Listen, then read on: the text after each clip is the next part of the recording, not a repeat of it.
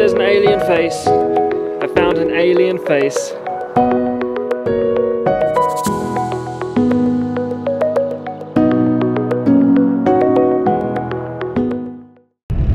Today it's day 7 of the tour. It's our last day of real adventuring. Dan's in his adventure mode with this and that. And we're going to Pumapunku and Tiwanaku. Pumapunku is my #1 ancient site that I want to visit.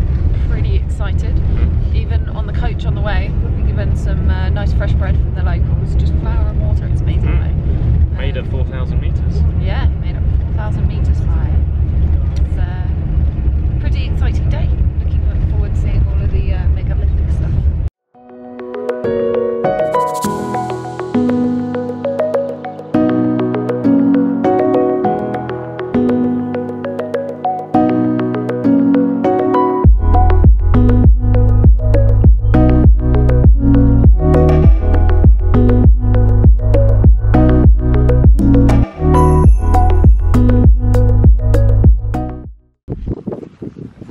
Adventure time.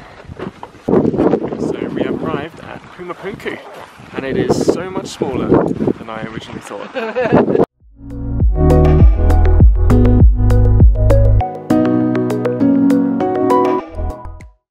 We find, or we detect, neck chambers of almost 10 meters by 5, and the other chamber, which was in that side, by almost 8 to 5. There's 2 chambers near the front which they are not excavating. It's like they're afraid to find something.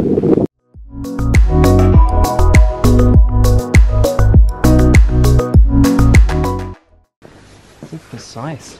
Even that one over there, you can still see how like sharp it is. Those corners on that.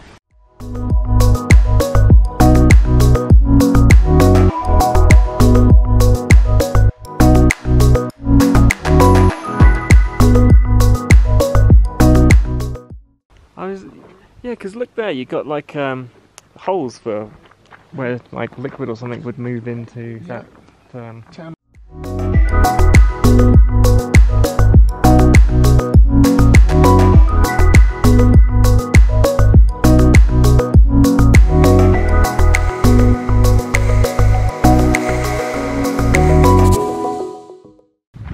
And that's dead straight. Let's try this angle here. It's a square, so usually it's a square. Oh wow.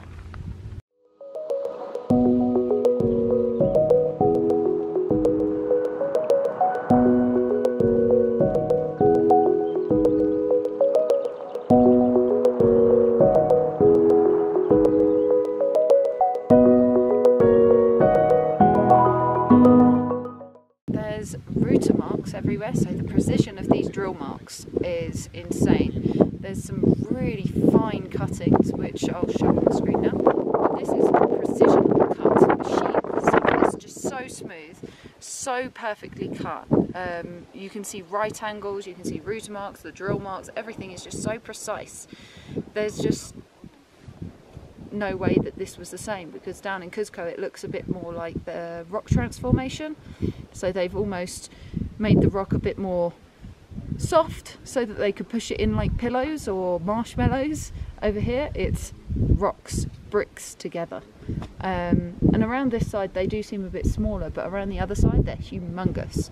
So again, this could be different to what we've seen around the other side. Not really too sure, but it's all so perfectly cut. It's quite baffling for how hard this rock is, especially considering they were only supposed to have hammer and chisel and bronze to work with. There's no way that would cut this. Wow, look, it flips. What is that?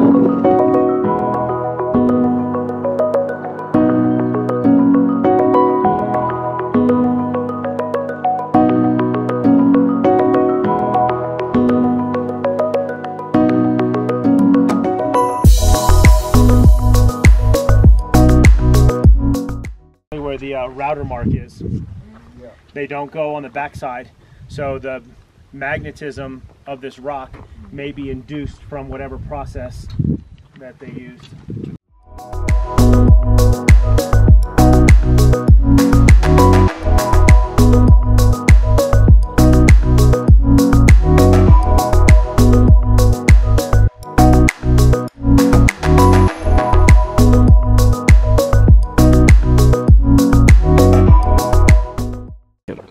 blocks are so smooth that it's impossible to make these without some kind of machine.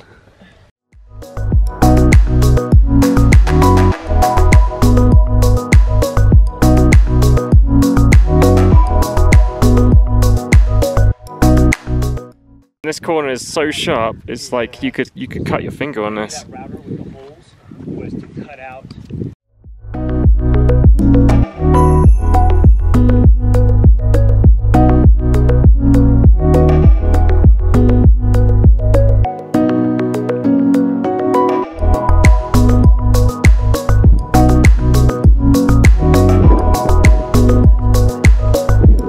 It is so fine.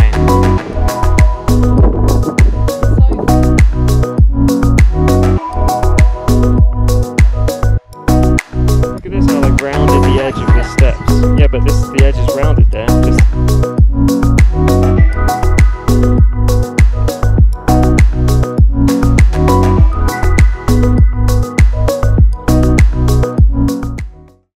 So 5 years ago they started digging this out, which seems to be a bit of a pyramid. So the Tiwanaku people possibly didn't even know it existed here.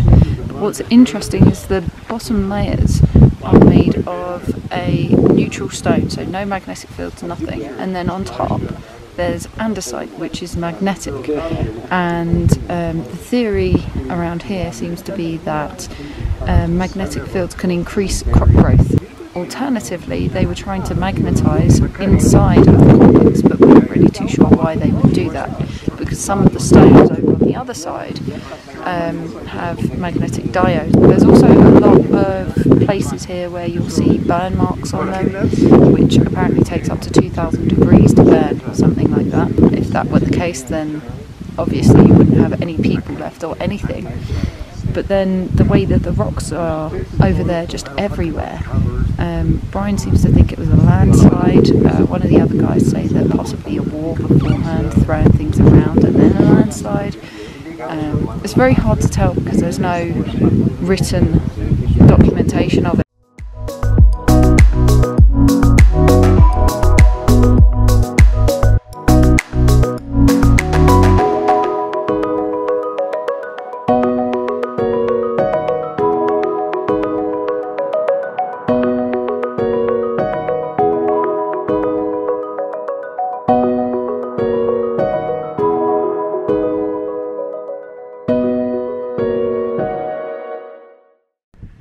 Well, that is Pumapunku, and that was absolutely amazing. The level of sophistication and machining on this kind of site is absolutely insane. And there wasn't any security here when we arrived, so our little research expedition was able to get in behind the barriers and really investigate. And some of the guys found some like magnetic properties of some of the stones that haven't been discovered before, so it was very interesting.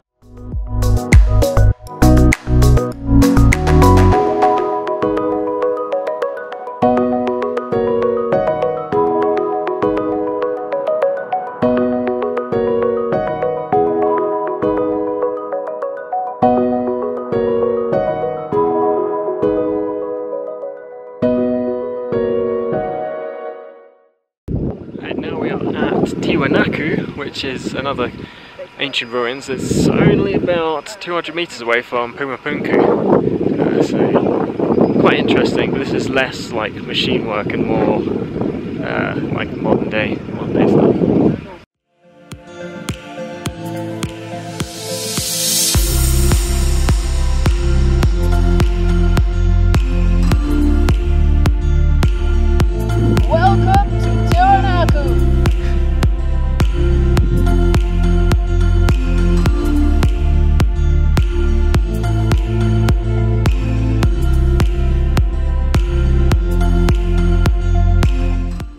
Tiwanaku is supposed to be more of a recent construction, built by the Tiwanaku people only like 1,000 or so years ago.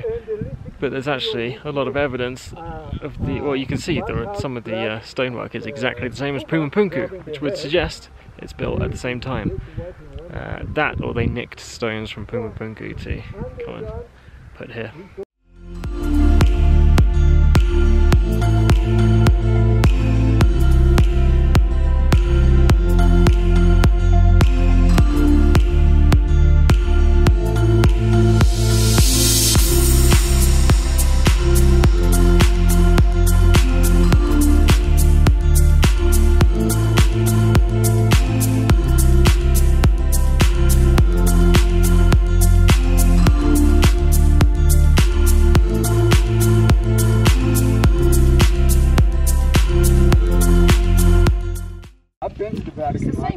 permission to go But it inside. looks quite Egyptian. I tried. Yeah, it I does. tried for 2 weeks. You've got the staff.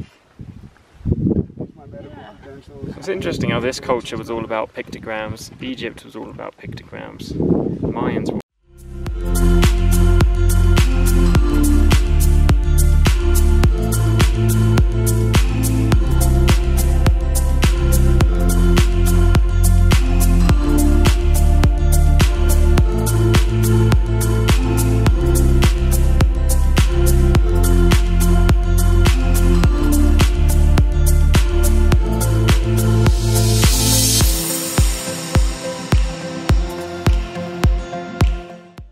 So behind me is a square, and in the walls of the square are different heads that stick out, like busts almost, and they surround like all the way around the square, and there's a lot of difference between all of the different heads there. Like they're not all of the same, and some of them look like really creepy.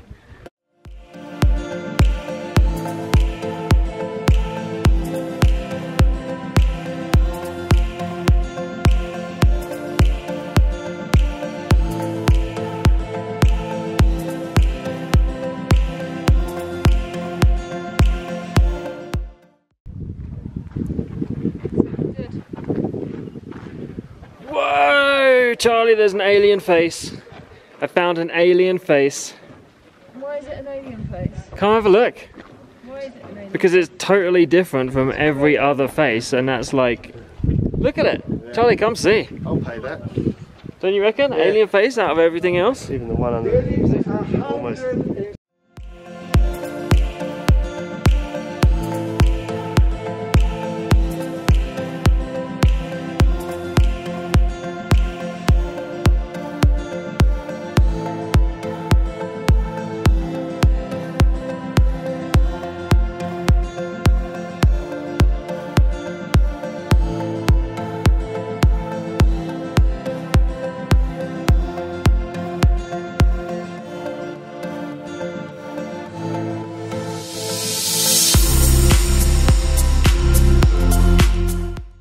So that is the end of Tiwanaku, and actually the end of all of our ancient ruins exploration. And this place is absolutely insane and absolutely 100% not what Not what we the were expecting. archaeologists say.